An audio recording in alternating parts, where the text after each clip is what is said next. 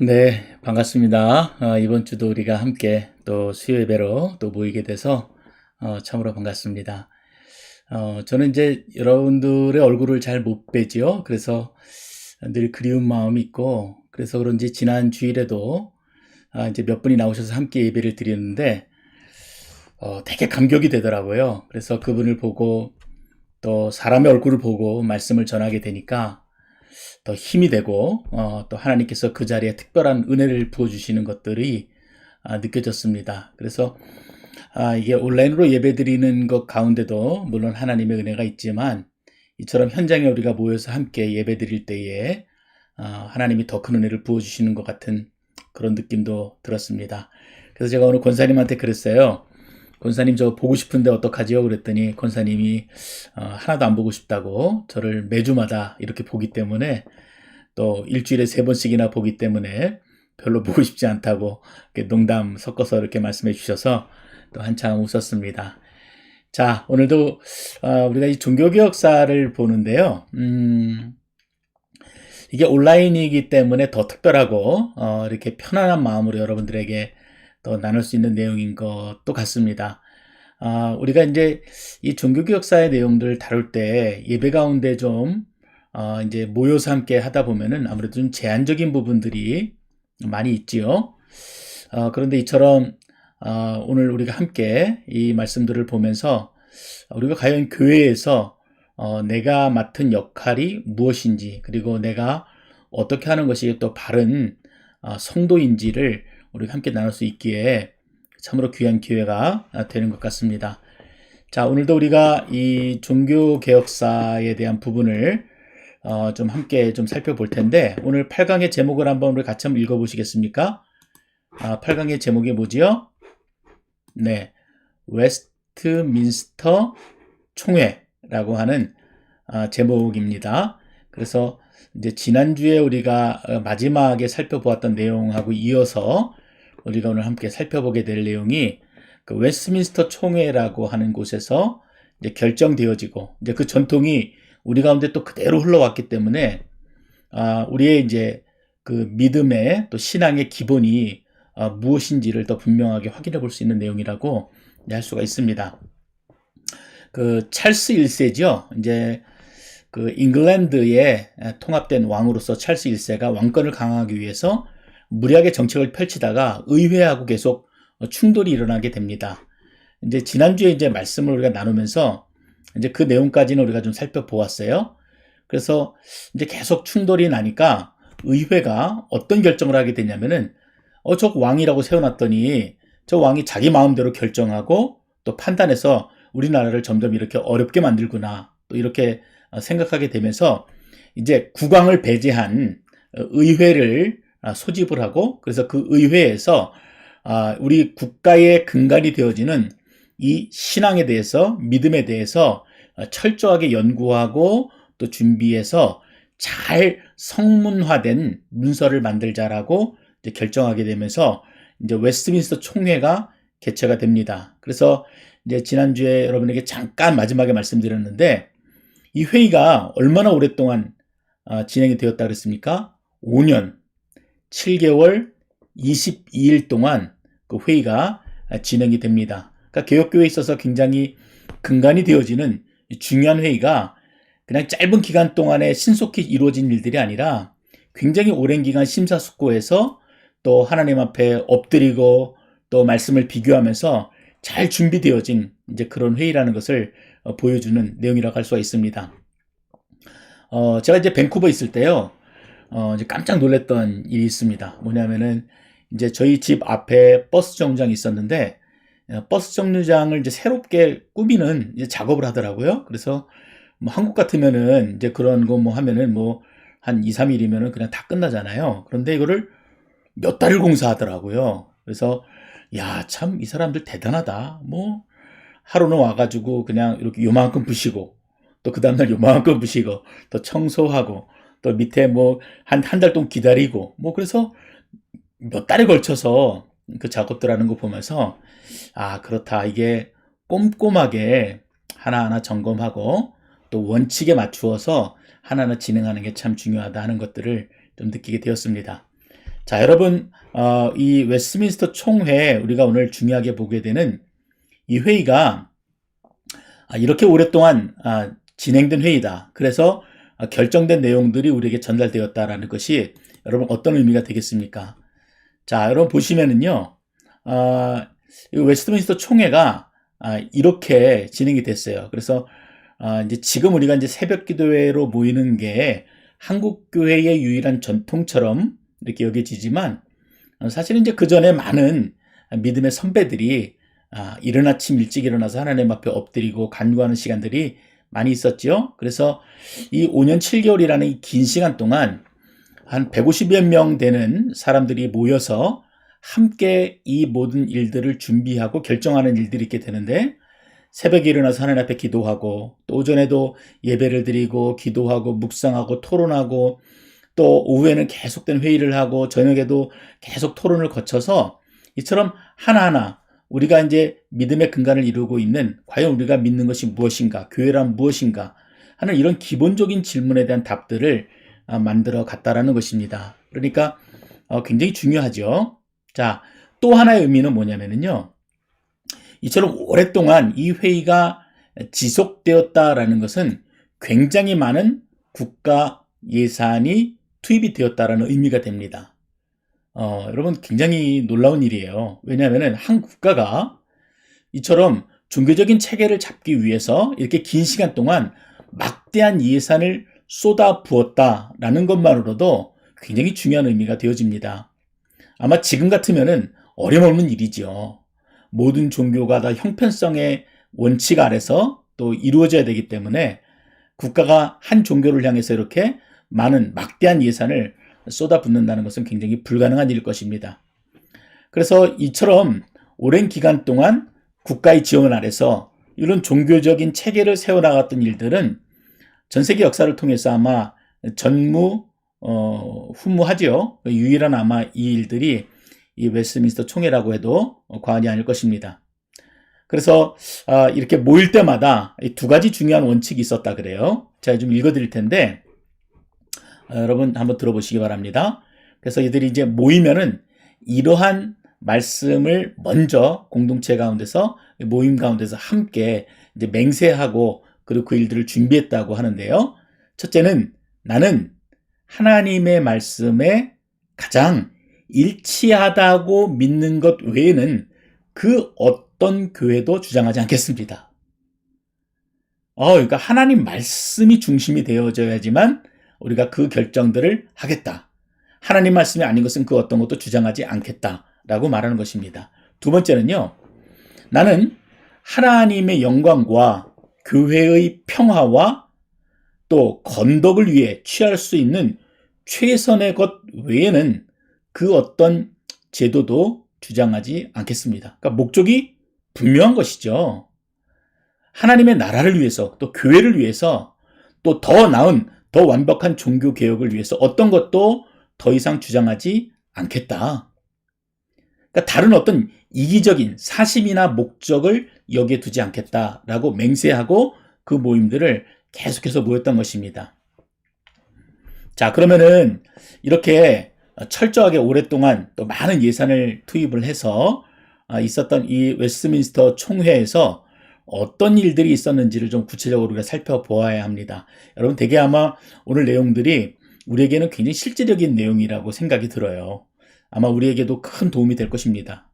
이제까지 우리가 굉장히 긴 시간 동안 잉글랜드, 스코틀랜드, 스위스, 독일의 이 종교개혁 역사들을 좀 쭉 훑어오면서 오늘 이제 마침내 이제 그 열매들이 이제 조금씩 보이는 거라고 이제 할 수가 있기 때문에 여러분들이 한번 잘 들어보시기 바랍니다. 이 웨스트민스터 총회가 구체적으로 했던 일들은요, 한 4가지 정도로 꼽아볼 수가 있습니다. 여기 이제 일정표를 보시면은요, 이제 1643년부터 이제 1649년까지 이렇게 일정표가 나와 있고, 저기 보시면은 크게 교회 정치라고 하는 이제 큰 부분을 이제 토의하고 결정하게 되는 일들이 있고요. 그 다음에 예배 모범, 과연 우리가 하나님 앞에 예배 드릴 때 그 예배에 어떤 기준과 원칙을 가지고 해야 되는지 그 모범을 정하고 만드는 일들을 이제 하게 되지요. 그래서 우리가 이제 지금 예배 드리고 있는 예배 형태가 이때 이제 비로소 좀 완성이 되어졌다라고도 이제 할 수가 있습니다. 자, 그 다음에는요. 세 번째 뭡니까? 신앙 고백서입니다. 이제 여러분 주기도문은 주님이 우리에게 가르쳐 주신 너희는 이렇게 기도하라 하고 말씀해 주신 내용이지만 사도신경은 무엇입니까?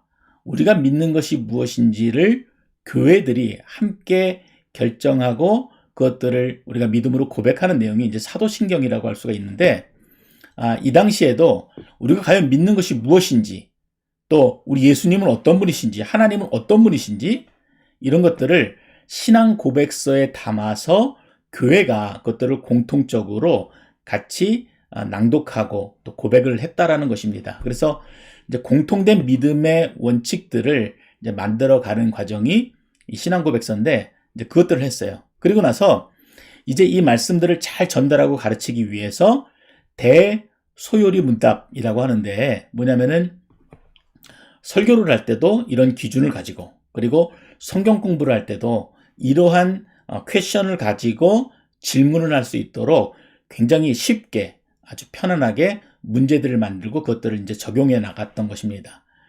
장로교를 오래 다니셨던 분들은 아마 이 대요리 문답, 소요리 문답 이런 것들을 좀 많이 들어보셨을 거예요. 왜냐하면은 성경 공부 가운데는 반드시 이 내용들이 포함이 되어지기 때문입니다. 그래서 우리가 왜 살아야 되냐? 이게 이제 질문이에요. 우리 인생의 목적이 무엇인가? 그러면은 이제 거기에 대한 성경적인 답을 쭉 적어 놓아서 이제 그것들을 이제 어떤 개인의 사사로운 어떤 생각을 가지고 말하지 않고 교회가 또 공통된 원칙을 가지고 또 교리책을 가지고 잘 전달할 수 있도록 만들어 놓은 쉽게 말하면 성경 공부 지침서라고 할 수가 있습니다. 그래서 크게는 이 네 가지를 한 거예요. 교회 정치, 예배 모범, 신앙 고백서, 대소요리 문답, 대소교리 문답 이렇게 되어 있죠. 그래서 이 네 가지 내용들을 이제 결정하고 완성하게 됩니다. 자, 오늘은 우리가 이제 이 네 가지 중에서 첫 번째 항목을 살펴볼 텐데 바로 이제 교회 정치에 대한 부분입니다. 자, 여러분 교회 정치가 무엇일까요? 교회 정치? 제가 이렇게 말하면 여러분 이제 교회 정치 우리가 꼭 알아야 됩니까? 머리가 지끈지끈 아픈데요. 지금도 정치 얘기만 나오면 아주 치가 떨리고 그것 때문에 막 지방별로 막 다툼이 일어나기도 하고요. 그렇죠? 그래서 지금도 여러분 아시는지 모르겠지만 미국 대선이 지금 치러지고 있죠. 그런데 뭐 오늘 새벽이면 다 결정 날 것처럼 그렇게 보였는데 트럼프가 이미 다 될 것처럼 보이다가 이제 막판에 역전이 돼서 지금 바이든이 이제 거의 다 이제 마지막 이제 종결 끝까지 온 것 같아요. 그래서 270표가 거의 이제 다 다다르게 되었던 것 같습니다. 그래서 마지막 이제 개표가 완료되지 않았기 때문에 조금 이제 보류가 되고 있는 상황인 것 같아요. 이처럼 그 미국의 대선을 보더라도 이 정치는 굉장히 중요한 것 같은데 또 그들이 하고 있는 행동들을 보면은 굉장히 흙탕물 같고 저런 사람들이 어떻게 전 세계 평화를 부르짖었던 그 미국의 정치가들인가? 과연 저 사람들한테 미국의 미래를 맡길 수가 있는가? 또 한반도의 미래를 맡길 수가 있는가? 뭐 이런저런 걱정들이 아마 많으실 겁니다. 그래서 우리가 정치라는 단어만 들어보면은 굉장히 우리가 뭐 희망을 가지고 막 기대를 가지기보다는 솔직히 말하면 좀 짜증이 나고 오히려 더 스트레스가 많이 생겨요. 그래서 이 교회 정치라고 하는 단어가 나오면은 아마 여러분도 별로 이렇게 기분 좋게 받아들일 수 있는 단어는 아니라고 생각합니다. 자, 그런데 이 교회 정치에는요, 한마디로 말하면은요, 이런 내용입니다. 교회를 누가 어떻게 다스리고 인도하느냐를 정하는 규칙과 제도입니다. 다시 한번 얘기 드릴까요? 누가 어떻게 교회를 다스리고 인도하느냐를 이 웨스터민스터 총회에서 정해놓은 거예요. 그러니까 규칙을 정해놓은 겁니다. 그래서 아무나 함부로 교회를 다스리지 않도록 그리고 정해놓지 않은 자들이 함부로 하나님 말씀을 외국에서 전하지 않도록 교회가 원칙을 가지고 정해놓은 거예요. 그게 이제 교회 정치입니다. 그러니까 우리가 알고 있는 이 정치하고는 조금 다르지요. 그래서 이제 교회라는 이 공동체의 질서를 세우기 위해서 이처럼 웨스트민스터 총회를 통해서 그 일들을 이제 정리를 좀 해놓은 것입니다. 여기 보시면은 이제 목사하고 장로하고 대립되어 있는 그림이 있어요. 아마 이제 이런 그림들이 굉장히 익숙한 내용이지요. 보면은 좀 기분 나쁘기도 하고 왜 꼭 이래야만 되나 이런 생각이 들기도 하지만 일반적으로 교회 안에서 목사하고 장로하고 대립되는 경우들이 참 많이 있습니다. 그래서 장로들이 목사를 쫓아내기도 하고 또 목사가 또 그런 장로들을 치리한다고 내쫓기도 하고 이러면서 이제 그 문제들이 많이 발생하게 되지요. 그러니까 하나님께서는 교회에 참 중요한 직분자들을 세워주셨는데 오히려 그러한 책임 있는 자들이 교회를 더 어렵게 만들고 또 교회를 나뉘고 또 연약한 성도들을 마음에 큰 상처를 주는 이런 일들이 계속해서 우리가 보여지고 있는 내용이기도 합니다. 자, 어쨌든 이처럼 교회 안에 있는 질서를 바로 세우기 위해서 교회 정치가 필요합니다. 자, 여러분 제가 한번 예를 한번 들어볼게요. 이제 큰 교단 같은 경우는요, 이런 교회 정치가 잘 돼 있을까요? 안 돼 있을까요? 잘 돼 있죠. 그러니까 역사가 있으면은 이런 데이터들이 쭉 쌓이다 보면은 이러한 문제가 발생했을 때는 이렇게 그러니까 전에 우리가 함께 실수했던 것들을 반복하지 않도록 이렇게 이 일들을 처리하겠다라고 하는 그런 규칙들이 아주 세부적으로 잘 명시되어 있습니다. 그래서 이 에드먼튼에 있는 어느 교회도 이제 어려운 문제가 좀 있었는데 그 문제를 이제 교단에서 정하는 걸 보니까 이 문제가 해결되어지도록 목회자들도 따로 교육을 받게 되어 있고 또 이 일들이 교회 안에 상처가 되었기 때문에 또 성도들에게도 또 같이 그 마음을 회복할 수 있는 기간들을 이렇게 특별히 주는 것들을 이제 보게 되었습니다. 이제 이것들이 이제 굉장히 교회 안에 필요한 부분들이죠. 근데 큰 교단들은 이런 것들이 잘 돼 있어요. 그래서 교단이 가지고 있는 법이고 질서고 이게 바로 이제 교회 정치에 대한 내용이죠. 근데 작은 교단들은요, 이런 부분들이 잘 안 돼 있습니다. 그래가지고 어떤 문제가 생기게 되면은 이 사람 저 사람 뭐 얘기하면은 이래 한번 교회가 휘청하고 또 저리 교회가 휘청했다가 결국 교회가 산산조각 나는 것들을 또 보게 됩니다. 경고하지 않지요. 사람들이 말할 때마다 또 그 사람 말에 따라서 아니면 목소리 큰 사람에 따라서 움직이고 여러분 이것은 바른 것이 아닙니다. 그래서 이제 교회가 이러한 질서를 잡기 위해서 이제 교회가 과연 누가 교회를 다스리느냐 그리고 어떻게 인도하느냐 그 규칙과 원칙을 제도로 정해놓은 것이 바로 이 교회 정치입니다. 자, 이전에는 여러분 어땠습니까? 이전에는 이 모든 일들을 누가 했지요? 캐톨릭 교회 때는 사제들이 했죠. 그렇죠? 그런데 사제를 누가 임명했습니까? 교황이 임명합니다. 그러니까 사제들이 누구에게 잘 보여야 돼요? 교황에게 잘 보여야 돼요. 굉장히 웃긴 거죠. 하나님의 교회인데 교황에게 잘 보여야 되고 예수님에게는 별로 잘 보일 필요가 없어요. 어떤 일들이 결정이 되어지면 그것들이 하나님의 교회를 이롭게 하고 또 주님 앞에 영광이 되어야 되는데 그 순서나 어떤 과정들이 완전히 뒤바뀌어 버린 것이죠. 그런데 이러한 질서들을 이 웨스트민스터 총회를 통해서 이제 바로 잡았던 것입니다. 그래서 종교 개혁자들이 이 사제 제도를 없애고 그래서 이제 교회에 직분을 세워서 그 직분자들을 통해서 교회가 움직이고 또 직분자들이 서로 협력해서 같이 함께 이 교회라는 공동체를 세워나갈 수 있도록 이제 만들어 놓은 게 이제 교회 정치의 근간이라고 할 수가 있습니다. 자, 여러분들에게 제가 이제 하나 질문을 좀 드릴게요. 여러분, 교회의 머리가 누구이죠? 교회 머리가 누구입니까? 네. 아무도 대답을 안 하시네요. 네. 다 아시죠? 교회 머리는 예수 그리스도시죠. 여러분 다 아시는 내용입니다. 자, 그런데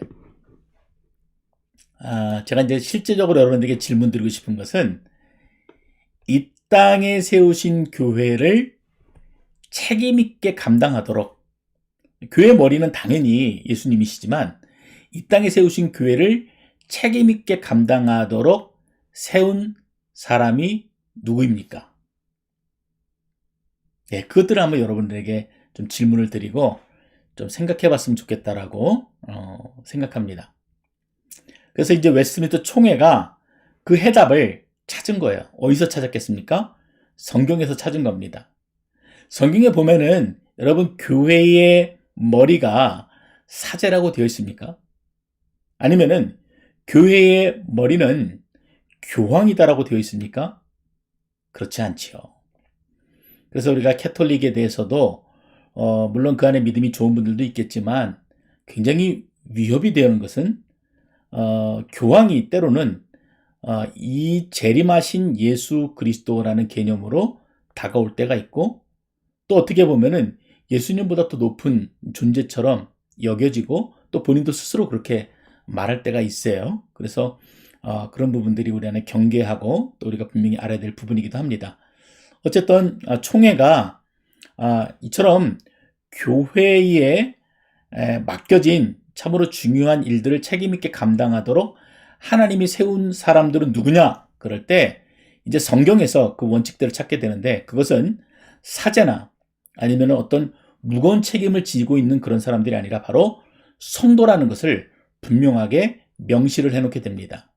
그래서 성경을 기준으로 해서 성경에 있는 제도들을 이 교회에 그대로 이제 적용하게 됩니다.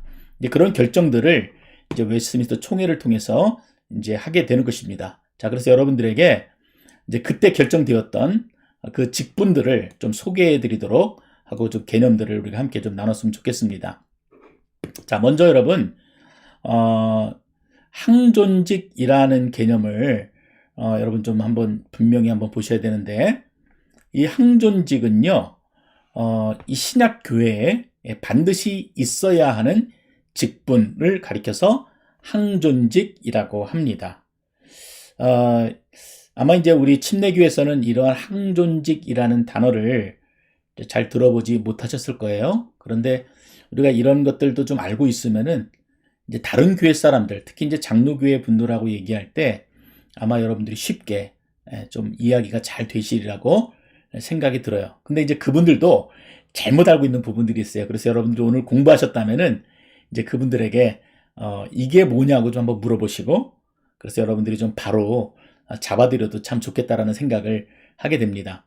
자, 항존직 한번 읽어볼까요? 항상 교회 안에 존재해야 하는 직분. 그래서 교회 안에 반드시 이러한 직분이 있어야 된다가 항존직인데, 일반적으로 장로교회에서 뭐라고 여기 생각하냐면요, 이 항존직은 한 번 장로가 되면은 어떻게 해요? 다시 뭐 이렇게 임명을 하지 않아도 되는, 그래서 영원히 그 장로직이 유지가 되어지는 직분을 가리켜서 항존직이다라고 이해하는 분들이 상당히 많이 있습니다. 그러니까 우리로 얘기하면은 이제 안수 집사가 뭐 항존직이다 이렇게 얘기하시는 분도 있을 거예요. 근데 어떤 의미에서는 맞지만 그 개념을 잘못 이해하면 그것도 잘못된 해석이라고 할 수가 있어요. 자, 그래서 이제 장로교회를 예를 좀 들어볼게요. 장로교회에서는요, 이제 집사를 임명하게 되면은 그 집사는 매년마다 다시 임명하게끔 되어 있습니다. 그래서 연말이 되어지면은요, 그 이제 전체 집사 해당하는 사람들 이제 인원을 놓고, 그래서 이제 이름을 뺄 사람을 정하고 또 다시 추가할 사람들 정해서 이제 매년 첫째 주일 날 이제 교회 앞에 서리 집사 임명을 하게 되죠. 그래서 이제 교인들 가운데서 서리 집사를 전부 다 일어나서 다시 또 서약하고 또 기도하고 이런 순서를 갖게 됩니다. 자, 서리 집사들은 그래서 매년 임명하는 사람. 그러나 안수 집사나 장로는 매년 임명하지 않지요. 그래서 혹시나 우리들의 마음 가운데 생각에 이처럼 안수 집사나 또 권사나 이런 장로 이런 직분들을 한 번 임명받으면은 끝까지 간다. 그래서 아마 항존직이다라고 이해하고 있다면은 여러분 그 생각을 바꾸셔야 합니다. 자, 교회에 그 기능과 역할들을 감당하기 위해서 반드시 있어야 되는 직분이 뭐라고요? 항존직. 이렇게 여러분들 이해하시면 됩니다. 자, 그래서 다시 한번 보세요. 항상 교회 안에 존재해야 되는 직분. 그것이 바로 항존직입니다. 그래서 이제 웨스트민스터 총회가 이제 그걸 결정한 거예요. 자, 그래서 이제 총회가 어떻게 교회 안에 직분이 있어야 되냐라고 이제 결정을 했는데, 이제 크게 이제 나눠보면은요, 이렇게 나눌 수 있습니다. 장로와 집사로 이렇게 구분을 하였습니다. 그래서 조금 더 세부적으로 보면은, 장로 안에 목사, 또 교사, 치리장로로 구분이 되어지는 이제 세 직분이 있고요. 그 다음에 집사로 나뉘어지는 직분. 그래서 이 네 개의 직분이 교회 안에는 항상 존재해야 되는 직분으로 이제 총회를 통해서 이제 결정이 되어진 것입니다. 자, 여러분, 아마 이제 이 부분이 조금 이제 우리하고는 이제 다르기 때문에 좀 이질감을 느끼시도 할 거예요. 근데 이제 장로교회는 이런 식으로 이제 직분들을 이해하고 있기 때문에 제가 조금 이따 여러분들에게 자세하게 좀 설명을 드리도록 하겠습니다. 자, 이 장로교회는요, 이처럼 장로 안에 이러한 직분들이 있다라고 생각을 하는 거예요. 그래서 목사도 장로의 하나로 봅니다. 그리고 여기 보면은 교사는 어떤 주일학교 교사 이런 교사가 아니라 여기서 말하는 교사는 신학적인 교육을 위해서 세워진, 그러니까 한마디로 얘기하면 신학 교수 이런 부분들이죠. 그래서 신학적인 부분을 담당하고 있는 이제 그런 특별한 사람들을 가리켜서 이제 교사 이렇게 또 구분하고, 이제 그 사람들도 이제 장로의 하나로 보고요. 그 다음에 우리가 일반적으로 알고 있는 장로님들도 이렇게 치리장로로 구분해서 이 모든 것을 묶어서 장로다라고 이렇게 이해를 합니다. 자, 그런데 침례교회는 어떻습니까? 침례교회는요, 이 부분들을 좀 다르게 이해를 하지요. 그래서 이제 교회 가운데, 그러니까 이제 신약 성경을 보게 되면은 현대의 교회에 이제 목사의 역할이 이제 장로에게도 이제 분명히 있었죠. 있었죠. 그래서 이제 이 부분들이 이제 장로의 역할이 이제 목회자에게 구분이 되어지고, 그래서 그 부분들을 이제 침례교회가 이제 인정하고, 우린 그렇게 이제 그런 질서 가운데서 우리가 이렇게 쭉 지내고 있는 것이기도 합니다. 그러니까 이제 장로교회는 장로라는 큰 카테고리 안에서 목사와 교사와 치리장로가 있지만, 침례교회는 이제 목회자가 이 장로 역할까지 같이 한다. 그리고 이제 별도의 치리장로가 구분이 되어지고, 이제 그 다음에 어때요? 집사로 이렇게 나뉘어지는 이런 이제 구조로 되어 있다라고 할 수가 있습니다. 이제 그렇게 하면 이제 여러분들이 이제 또 질문하실 거예요. 침례교회는 왜 장로가 없습니까? 이렇게 질문을 하시죠. 자, 그래서 이제 이렇게 나뉘어지지만 침례교회는 이런 목회자가 이 장로의 역할까지 함께 하기 때문에 이 부분을 더 줄이게 돼요. 그래서 신약 성경에 나와 있는 이 장로의 역할이 바로 목회자다라고 이제 이해를 하고는 겁니다. 그래서 이제 목사가 장로 역할들을 같이 하고, 그 다음에 성경에 나와 있는 것처럼 집사, 디콘이라고 하는 집사는 별도로 구분이 되어지는 이 두 가지 직분만을 이제 침례교회에서는 이제 받아들이게 되는 것입니다. 요즘에 이제 현대교회는 좀 많이 좀 달라졌어요. 예전 같으면은 이제 침례교회 하면은 진짜 이제 교회 안에 뭐 이제 집사하고 진짜 목회자, 목사밖에 없었죠. 근데 이제 요즘에는 이제 모든 교회들이 이 장로교회화 되었어요.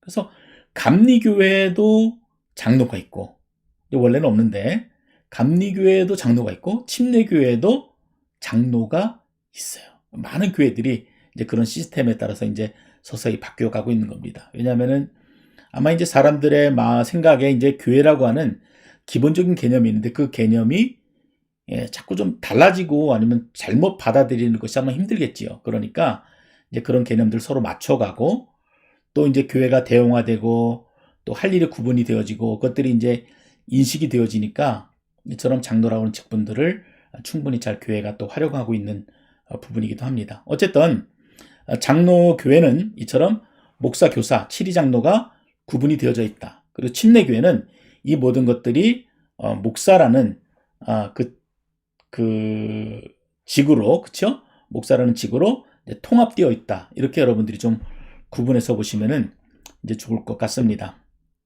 자, 근데 이제 우리가 이제 더 중요한 것은 이 직분에 대한 구분보다도요, 그 직분들이 해야 되는 역할들이에요. 여기 보시면은 이제 장로를 이렇게 구분해 놨어요. 다스리는 장로, 가르치는 장로 이렇게 구분해 놨습니다. 그러니까 총회가 이러한 것들까지 이제 구분을 해 놓은 거예요.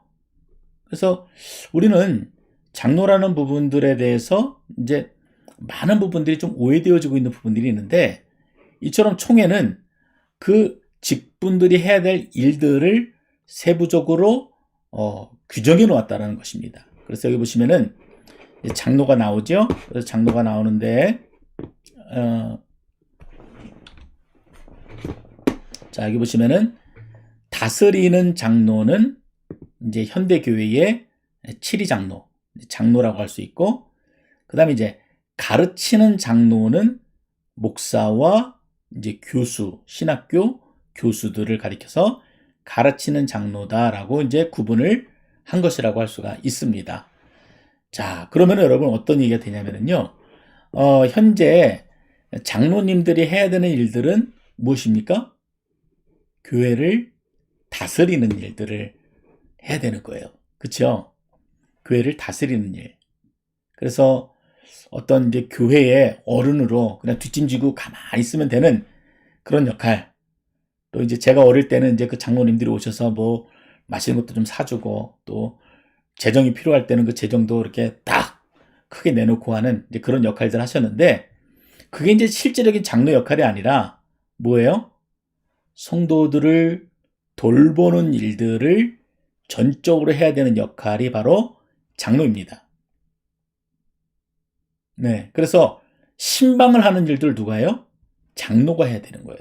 그래서 장로가 성도들을 신방하고 또 다스린다고 할 때는 격려하는 일만이 아니라 때로는 권면하는 일도 포함이 되어지는 것이죠. 그래서 그 일들을 장로가 감당해야 되는 것입니다. 근데 장로가 신방하지 않고 또 그 역할들을 감당하지 않으면 뭐예요? 직무유기가 되는 거죠. 잘못된 일들을 하고 있는 것입니다. 그냥 나는 이 정도 돈만 내놓으면 되겠다. 그래서 이제 일부 교회들은 돈 많은 사람들을 장로로 뽑잖아요. 마치 그게 당연한 것처럼 생각하잖아요. 그래서 돈이 없으면은 나는 장로가 될 자격이 없다라고 생각하는 그 안타까운 일들이 이제 교회에서 보이게 되는 것입니다. 잘못된 일이라고 할 수가 있어요. 자, 그러면은 이제 목회자는 뭘 합니까? 여기 보시면은 가르치는 장로이기 때문에 목회자는 전적으로 성도들을 가르치는 일에 전념을 할 수 있어야만 됩니다. 이게 이제 교회의 아주 건강한 구조라고 생각이 들어요. 그래서 이제 어떤 대형 교회는 이처럼 이 나뉘어진 부분들을 철저하게 잘 하더라고요. 그래서 이제 장로님들이나 아니면 부교육자들이 신방을 전적으로 도맡고 그리고 이제 담임 목사님은 철저하게 말씀에 집중해서 그 연구하고 또 설교를 할 수 있도록 더 이제 집중할 수 있도록 그 일을 완전히 구분을 한 거지요. 그래서 뭐 이제 이민교회나 아니면은 이제 작은 교회 같은 경우는 이제 목회자가 모든 걸 다 해야 되잖아요. 그렇죠? 뭐 이제 교회 청소부터 시작해서 뭐 신방도 하고 뭐 하다못해 저 같으면 이제 편집도 해야 되고 뭐 할 일이 너무 많은데 이렇게 다 하다 보면은 말씀을 더 깊게 준비하고 묵상하고 이런 일들이 아무래도 좀 소홀할 수밖에 없습니다. 그래서 이제 어쩔 수 없이 더 몇 배 더 수고하고 노력해야 되는 일들이 있게 되는데 이처럼 다스리는 일과 가르치는 일들이 구분이 되어지면은 그 일에 더 집중할 수 있는 거예요. 또 효과적으로 일들이 진행이 될 수 있는 것입니다. 자, 그렇다면은 우리 침례교는 어떻게 되겠습니까? 이런 시스템대로 교회가 운영되기를 원한다면은 안수 집사님들이나 또 권사님들이 신방을 하셔야 돼요. 그죠? 그렇게 세워진 직분이기 때문에 그렇습니다. 신방을 하시고 성도들이 문제가 있거나 또 아니면은 잘 나오지 않거나 그러면 그들을 신방하고 찾아가고 또 그래서 위로하기도 하고 또 때로는 또 믿음의 선배로 또 권면하는 일까지 이제 그 일들을 감당하셔야 되는 것이죠. 예. 자, 그 다음에 뭐냐면은요, 이제 목사는 그러면은, 무엇을 해야 되겠습니까? 여기 보시면은 이제 이 도표를 보시면은, 철저하게 아까도 이제 말씀드렸던 것처럼, 목회자가 교인들을 잘 가르칠 수 있도록, 그리고 일주일 내내 이 가르치는 일에 전념할 수 있도록, 자신의 모든 에너지를 쏟아야 되지요. 그 일에 이제 최선을 다하는 겁니다. 그래서, 목사는 가르치는 일에, 그리고 이제 다른 직분자들은 다스리는 일에, 특히 이제 장로님은 이제 그런 일들을 이제 감당하도록 이렇게 구분을 해 놓았다라고 할 수가 있습니다. 자, 우리 교회는 이제 대부분이 이제 집사님들이신데, 이제 우리가 이제 일반적으로 얘기하죠. 저희 교회 안수 집사님들은 장로교회 장로 역할이다라고 이제 얘기를 합니다. 이제 그렇게 본다면은 현재 안수 집사님들이 신방하고 또 성도들을 권면하는 일들을 감당하셔야 이제 정상적이라고 할 수가 있어요. 자, 그러면 이제 집사님들은 뭘 해야 됩니까? 집사님들은 이제 디콘이라고 하지요. 그래서 섬기는 일들을 하게끔 되어 있습니다. 자, 이게 이제 총회 때 이런 얘기까지 이제 같이 진행이 되게 되는데, 이 섬기는 일은 뭐냐면은 집사는 무조건 이제 뭐 장로님 명령하면은 그 명령에 따라야 되고, 아니면은 담임 목사님이 어떤 결정을 내리면 무조건 순종해야 되고, 이러는 직분이 집사가 아니라 이제 교회에서 어떠한 재정을 집행하는 데 있어서 또 그 일들이 자선을 베풀거나 또 구제하는 일에 있어서 이 집사들이 그 일들을 실제적으로 진행하고 감당하는 역할이 바로 집사 역할입니다. 그러니까 다스리는 일보다는 어떤 일이에요? 섬기는 일이에요. 다스리는 일을 장로님이나 안수 집사님들이나 이런 분들이 하신다면은 섬기는 일들을 집사님들이 감당하셔야 되는 것입니다. 저희 교회가 원주민 선교를 하지요. 그래서 원주민들의 이제 필요를 돕는 일들을 저희가 하고 있는데 그런 일들을 누가 해야 돼요? 집사님들이 더 적극적으로 하셔야 돼요. 예, 그래야지 교회가 건강한 거죠. 성도들이 아무런 관심이 없는데 이 일들을 계속 밀어붙이기 참 어렵잖아요. 그렇죠? 근데 성도들이 어쩌면은 목회자들보다 더 기본된 마음을 가지고 더 열심으로 섬긴다면은 하나님이 얼마나 기뻐하실까요? 그게 이제 바른 교회 모습이 되겠죠. 자, 그렇다면 우리가 하나 또 궁금한 것은, 자, 그러면은 권사님은 어떻게 됩니까? 이런 질문을 또 할 수가 있어요. 그렇죠? 여러분, 근데 이 권사에 대한 역할들은요, 이 웨스트민스터 총회에서 다루지 않았습니다. 이 권사라는 직분은 한국 교회에 있는 아주 특별한 직분이에요. 미국에는 이거 없죠. 권사라는 직분이 없습니다. 이 한국 교회 가운데 세워진 직분이에요. 그러니까 뭐냐면은 선교사들이 처음에 들어와서 어떤 직분자들을 세워가다 보니까 이제 한국 교회 초기에 그 교회 안의 피로들을 보게 된 거예요. 그리고 이제 교회 안에 많은 여인들이 책임 있게 그 일들을 감당하게 되면서 이제 선교사들이 교회 연약함을 돕는 자, 그리고 그 가운데서 덕망이 있고 또 존경을 받는 자들을 세워서 그들을 향해서 권사라는 직임을 주기 시작했습니다. 그러니까 이 권사라는 직분이 성경에 있어요, 없어요? 성경에 없습니다. 그렇지만 한국교회의 필요에 의해서 권사라는 직분을 만들게 됐고 또 그것들이 교회에 계속 유익이 되고 덕이 되어지니까 지금까지 계속 유지가 되고 또 정착이 된 것이라고 할 수가 있습니다. 그래서 이제 엄밀히 말하면은 권사는 현대화된 직분의 구분이지 뭐 성경이나 아니면 종교개혁 시대에 있었던 직분은 아니라고 할 수가 있습니다. 자, 그래서 우리가 좀 정리해 보면은요, 이렇습니다. 이제 장로교회는 이제 장로의 목회자, 그리고 신학교 교수, 또 치리하는 장로가 다 포함이 된 개념으로 이해하고, 침례교회는 이 장로 역할들을 이 목회자가 한다라고 생각하기 때문에 이 장로와 집사로만 직분을 구분하게 됩니다. 자, 그래서 그러면 이 직분들 해야 될 일들이 뭐냐? 치리하는 장로는 어떤 것들 해야 됩니까? 네, 교회를 다스리는 일. 그 다음에 가르치는 목회자는 뭘 해야 됩니까? 말씀을 묵상하고 설교하고 가르치는 일에 전념을 할 수 있도록. 집사들은 뭐 합니까? 다스리는 일이 아니라 섬기는 일에 그 삶을 온전히 드릴 수 있어야만 됩니다. 그래서 우리가 이 일들이, 그 역할들이, 그 기능들이 교회 안에 잘 진행이 되게 되면요, 우리 교회가 참 건강한 교회라고 할 수가 있겠지요.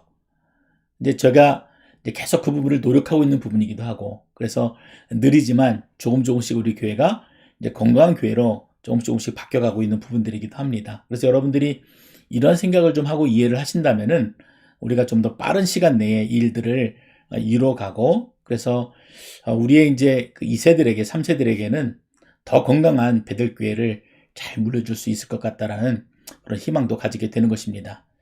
자, 이처럼 총회에서 직분을 구분할 때 되게 중요한 원칙들이 좀 있었어요. 자, 근데 이제 구분해 보면은 이렇습니다. 첫 번째는 직분의 고유성입니다. 이처럼 직분은 역할에 따라 구분한 것인지, 우리가 지금 일반적으로 생각하고 있는 것처럼, 야, 누가 높은가? 그렇게 생각하잖아요. 누가 낮은가? 또, 집사가 되어야지만 또 안수집사가 되고, 안수집사가 되어야지만 장로가 되고, 뭐 이런 단계적인 계급으로 이해되어지는 것이 직분이 아니라는 것입니다. 여러분, 이걸 분명히 하셔야 돼요. 그래서 제가 침례교회 가운데 가지고 있는 가장 큰 장점 중 하나는 굉장히 교회가 수평적이라는 개념이에요.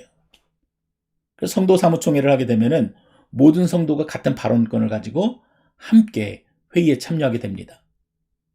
근데 장로교는 조금 다르죠? 장로들이 그 역할들을 대신하여서 결정하고 진행하는 일들이 상당히 많지요. 근데 침례교회는 이런 수평적인 구조를, 그러니까 성경에 근거해서 이미 그 구조 속에 잘 뿌리 내린 시스템이라고 할 수가 있습니다. 자, 그래서 직분은 역할이나 기능에 따라서 구분해 놓은 것이지, 그것이 결코 높음이나 아니면 어떤 단계별 과정은 아니다. 이렇게 여러분들이 이해하시면 좋을 것 같습니다.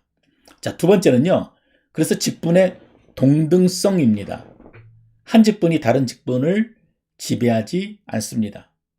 그래서 집사는 목사의 지시사항에 무조건 순종해야 합니다. 맞습니까?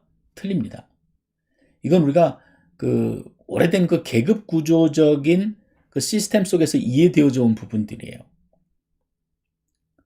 직분은 동등한 것이에요. 그 역할이 다른 것입니다. 그래서 그 역할들을 존중해주고 또 그것들이 잘 진행될 수 있도록 서로를 돕는 것이 교회가 건강하게 세워져 가는 것입니다. 이것이 이제 교회 정치의 핵심적인 부분이라고 할 수가 있어요. 그래서 이제 장로님들이 또 어떤 치리를 하거나 아니면 장로님들이 다스리는 일, 이런 일들을 할 때, 아, 장로님이니까 그 일들을 감당하시는구나 하고 여러분 잘 순종할 수 있어야 되고, 또 안수 집사님들이 신방을 올 때 왜 목사님은 안 오고 안수 집사님들만 신방 오나, 이제 이런 거 가지고 괜히 서러운 마음을 가져도 안 되고, 그렇죠? 아, 이렇게 교회 책임을 맡으신 분들이 그 역할들을 잘 감당해 주시고 있구나 하고 여러분들이 정말 기쁜 마음으로 함께 받으셔야 되는 거죠. 집사들도 또 자기의 역할이 있잖아요. 그렇죠? 자기 역할들을 충실하게 감당하게 될 때 교회가 건강하게 세워져 가는 것이라고 할 수가 있습니다. 자, 그러면 여러분 이제 마지막으로 좀 볼 텐데, 자, 보세요.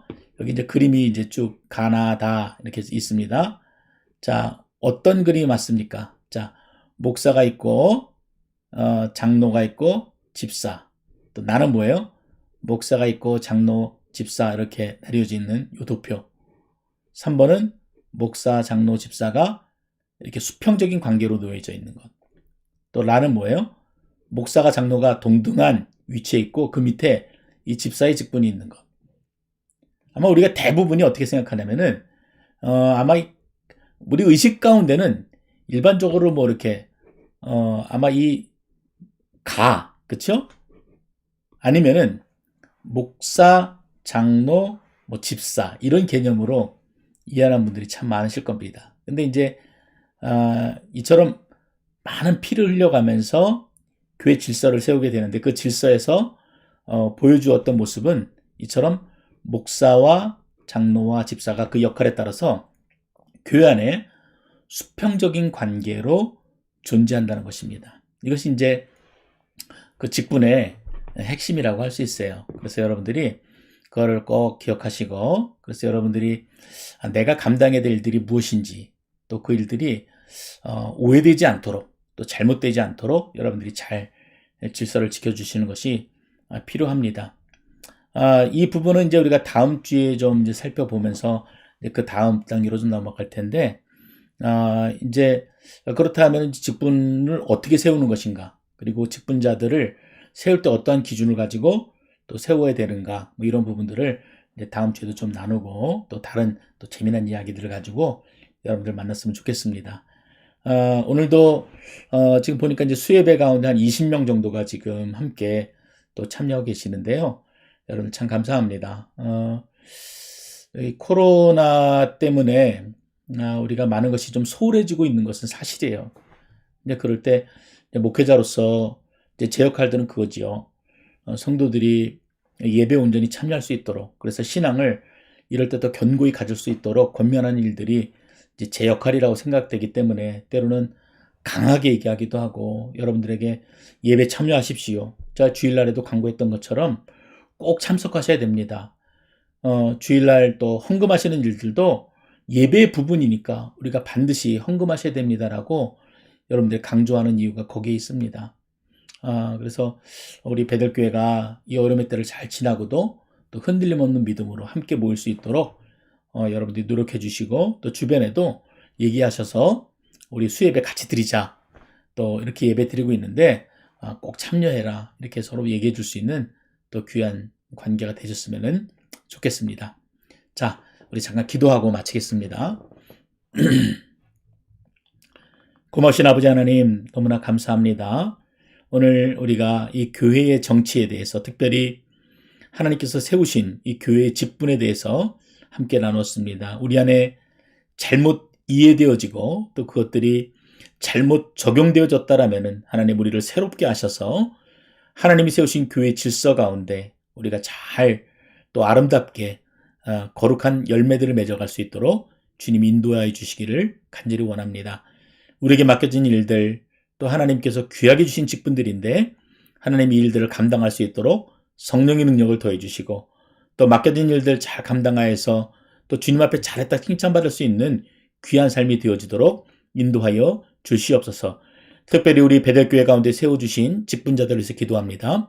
하나님께서 귀하게 세우셨사오니 또 그들에게 능력을 더하시고, 또 성도들을 또 잘 치리하고, 또 무엇보다도 또 잘 지도하고 권면하고 또 가르칠 수 있는 귀한 은혜들을 주셔서 베델교회가 또 날이 갈수록 더욱더 건강해져 갈 수 있도록, 또 하나님을 더욱더 사모하고 더 열정적으로 헌신할 수 있도록 주여 은혜를 더하여 주시옵소서.